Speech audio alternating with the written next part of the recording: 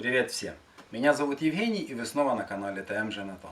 Друзья, я продолжаю делиться с вами всеми тонкостями изготовления деревянных бочек. И сегодня я расскажу вам о том, какие виды бочек бывают, как рассчитать количество клепок для остова бочки, какие формы клепок для этих бочек, какие нужно изготовить шаблоны. И первый вопрос, который я хочу затронуть, это размеры деревянной бочки. Размеры деревянной бочки можно взять либо же из...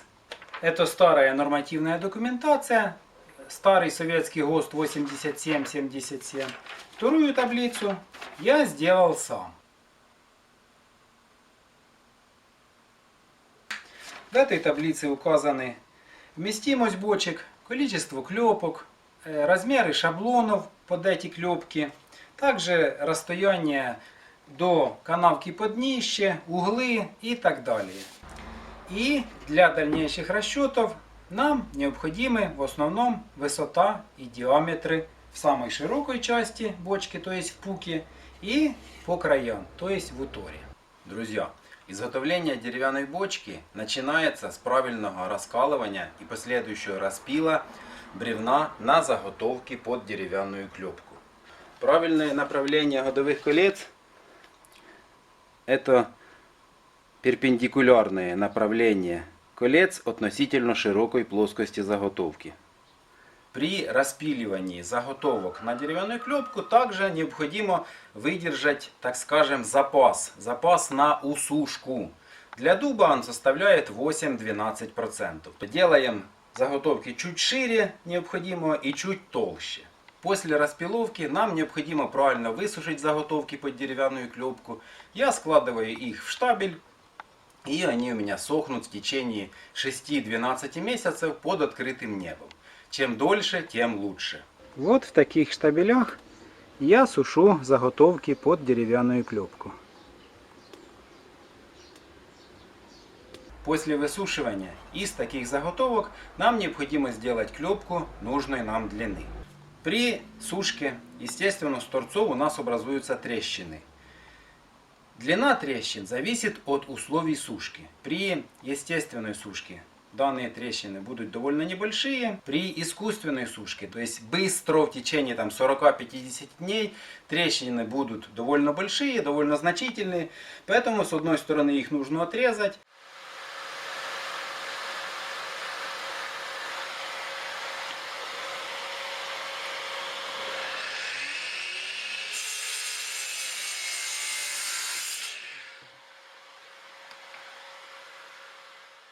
Далее мы отмеряем необходимую длину и отрезаем вторую сторону.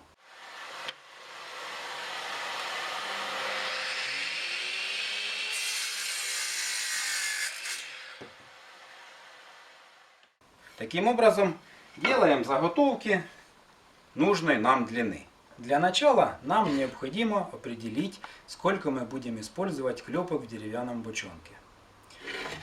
Допустим, у нас есть какие-то заготовки деревянные, у них есть определенная ширина. Допустим, ширина 40 мм.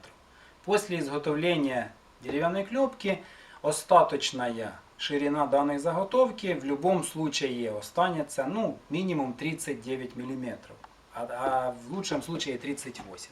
То есть берем, что у нас клепочка равна ширине 38 мм. Теперь, для того, чтобы узнать количество клепок, нам необходимо знать длину окружности в самом широком месте деревянного бочонка. Для этого мы берем таблицу эту или используем ГОСТ. И для бочки объемом 6 литров диаметр самой широкой части должен быть равен 254 мм. Это в наружной части. Так вот, 254 умножаем на 3,14. В результате мы получаем 780, грубо говоря.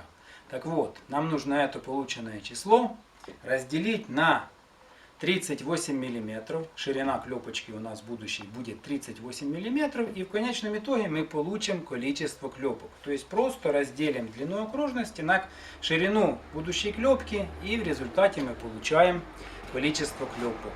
Для того, чтобы определить ширину клепки, которую нам нужно использовать для изготовления бочонка, нам необходимо знать длину окружности. Или в самом широком месте, если дело касается вот такого бочонка, или же внизу клепки или внизу бочки, если дело касается катки. Так вот, допустим, мы определились, что у нас будет использовано 20 клепок. Мы полученное число, то есть 254 умножим на 3,14, разделяем на 20 клепок. В результате мы получаем ширину клепки.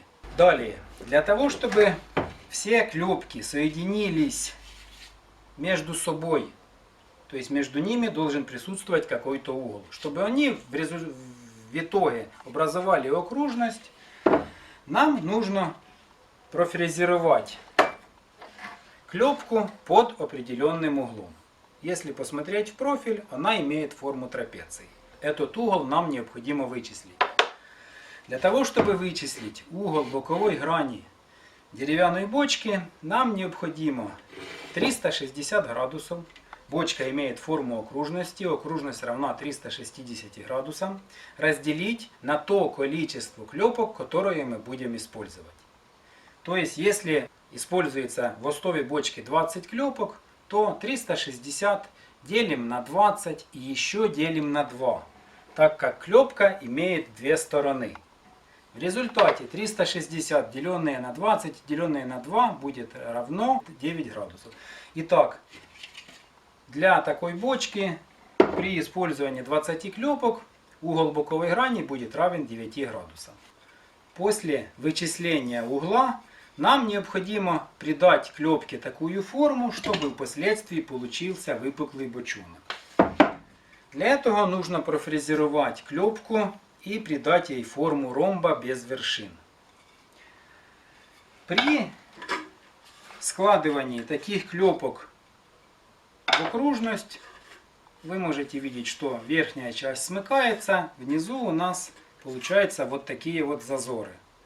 Далее при стягивании клепка сгибается в центральной части посередине, и в результате мы получаем вот такой вот выпуклый бочонок. Как узнать разницу ширины клепки в самом широком месте и по краям?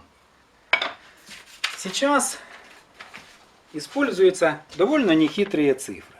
То есть на этой картинке вы можете увидеть, что для клепки для катки и в клепке для бочки разница между шириной по краям и в середине составляет 8-12%. При ширине в 100 мм по краям клепка будет иметь ширину 92-88 мм.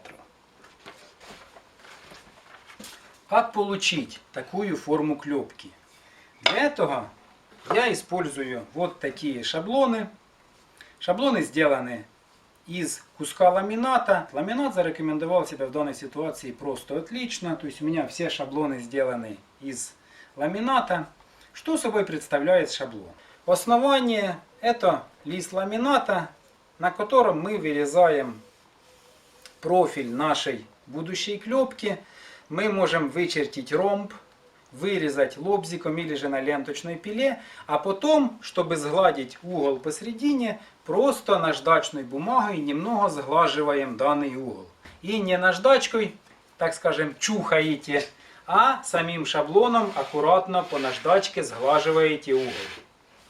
Таким образом у нас получается сглаженный угол и симпатичный шаблон. С помощью данного шаблона мы получаем необходимую нам клепку с формой усеченного ромба. Как сделать необходимый угол боковой грани? Для этих целей я сделал фрезерное устройство из старой сломанной болгарки. На моем самодельном фрезере я использую фрезу диаметром 20 мм при рабочей высоте 40 мм. Данная фреза имеет обкаточный подшипник. Фреза выставлена под 21 клепку, то есть под угол 8 градусов и 36 минут. Вот у нас уже профрезерованная клепка. Если мы глянем с торца, то мы увидим вот данный угол. Если положить клепочку на ровную поверхность и приставить, допустим, строительный уголок в боковой грани, вот мы увидим угол боковой грани, который равен в данном случае 8 градусов и 36 минут. Для определения угла я пользуюсь вот таким вот угломером. Тут у нас выставлен показатель 8 градусов и 36 минут. Вы видите, зазоров нигде нет, четко прилегание боковой грани и внутренней поверхности клепки к нашему угломеру. То бишь угол выставлен правильно. Если мы используем шаблон, при котором клепка находится в положении наружной стороной вверх, то у нас фреза будет находиться в положении, грубо говоря, к стене. И в таком положении будет происходить съем нижней части заготовки.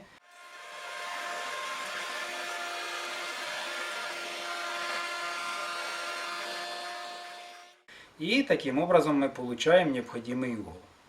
Если же используем способ фрезеровки, при котором внутренняя часть будет оставаться вверху, а наружная внизу, тогда у нас фреза должна размещаться вот так. То есть тут будет необходимый угол, и под данным углом будет идти съем материала, но уже с верхней стороны клепки.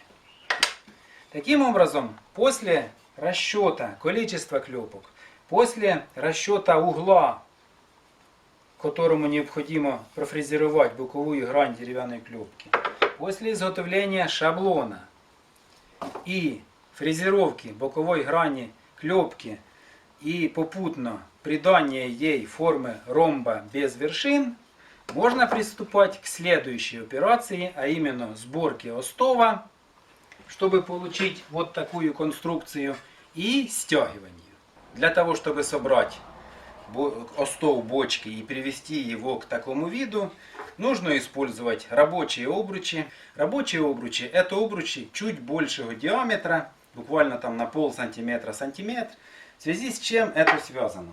Это связано с тем, что клепка по наружной стороне, она не полукруглая, а еще плоская. Таким образом, при складывании между собой тут образуются углы. Соответственно, образуется окружность чуть большего диаметра. Для сбора клепок в такую конструкцию нам также необходимо будет какое-нибудь прижимное приспособление, с помощью которого мы можем зафиксировать первую клепку. Для таких целей я использую обычную прищепку для бумаги. Устанавливаем простым движением такую прищепку на металлический обруч и начинаем сборку деревянного остова. Данную операцию лучше производить на гладкой ровной поверхности, потому что во время складывания клепок в остов периодически нужно проворачивать всю конструкцию вокруг своей оси. При складывании клепок в остов бочки большим пальцем правой руки я постоянно создаю давление на весь набор уже собранных клепок. То есть данное давление нам необходимо при провороте собранного остова. Если приподнять уже собранный остов, вы можете видеть, что я одним пальцем удерживаю весь набор клепок. При наборе последующих клепок, вот я правой рукой беру клепку, в это время двумя пальцами левой руки я удерживаю в напряжении уже собранный ряд, устанавливаю следующую клепку, опять передвигаю левую руку, фиксирую ряд, беру следующую и устанавливаю в остов. И таким образом, попутно проворачивая всю конструкцию, я собираю остов деревянной бочки. Последнюю клепку нам можно поставить, удерживая двумя пальцами две крайних клепки. Снимаю прижим, устанавливаю последнюю клепку и чуть-чуть опускаю обруч. То есть сводим концы. Таким образом остов у нас собран. Далее надеваем пуковый обруч для фиксации собранного остова. Используя вот такую набойку, Это заводская набойка. Мне удалось ее найти. Подарил один знакомый. Она имеет специальную форму, которая не дает ей соскальзывать при набивании обручей. И таким образом мы придерживаемся мер безопасности. Такой набойкой мы устанавливаем на обруч и набиваем, фиксируя остов бочки. Также можно использовать старые зубила. Острую часть необходимо сточить, сделать плоскую поверхность. И с помощью данного зубила тоже можно довольно успешно набивать металлические обручи. После сборки остова мы получаем вот такую конструкцию.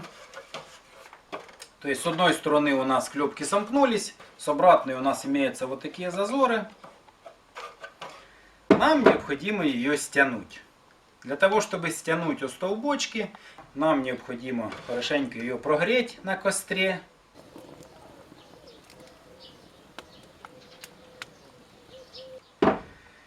Периодически окунать в воду.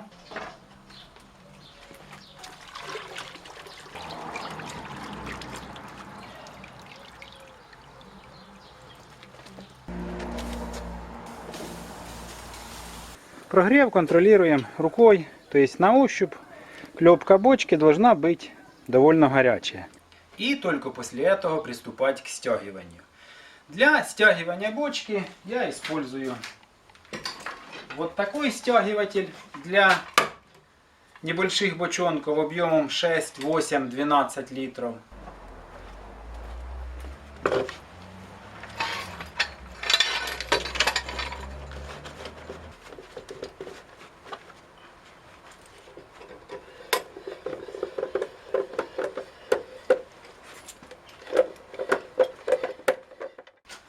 И также у меня есть большой стягиватель, который я использую для бочек большого объема, то есть 20, 30 и 50 литров.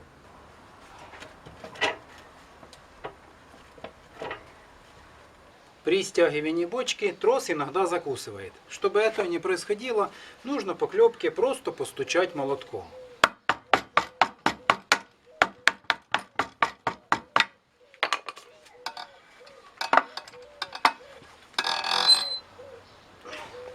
Почувствовав сопротивление остова, нам необходимо снова окунуть бочку в воду и продолжать прогрев.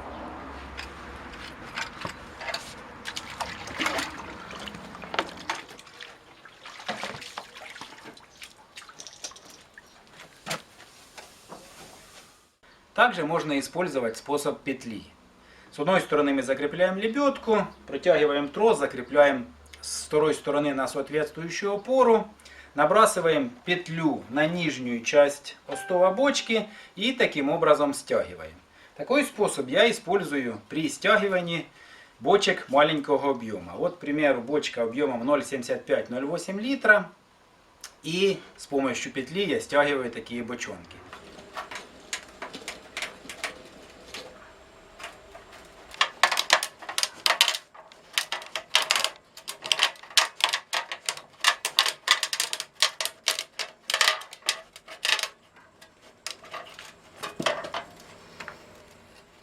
В завершении процесса стягивания мы фиксируем стянутый остов металлическим рабочим обручем.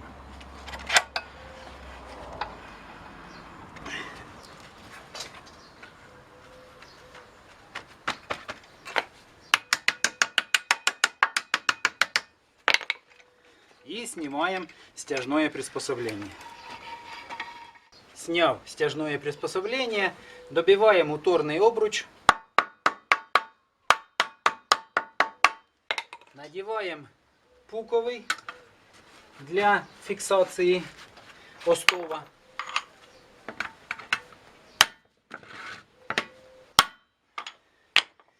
И теперь нам необходимо сделать закалку остова бочки и внутренний обжиг.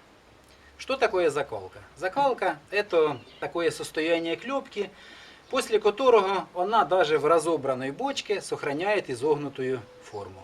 Для этого нужно снова окунуть остов бочки в емкость с водой и вновь ставим на костер.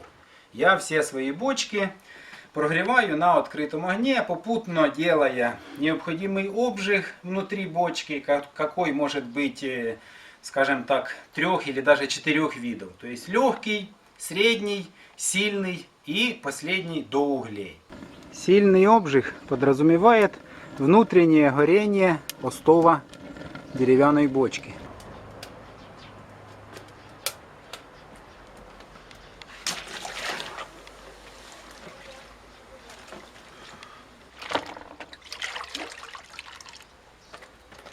Если внимательно посмотреть на бочку изнутри, мы видим, что клепка обуглилась, то есть это обжиг до углей.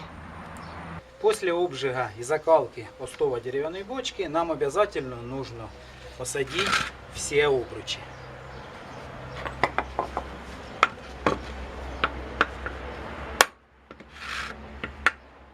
После стягивания бочки должны высохнуть в течение 3-5 дней, а лучше недели или даже 2. После этого можно приступать к следующему этапу изготовления, а именно обработке уторов деревянной бочки. Но об этом я расскажу вам в следующем видео.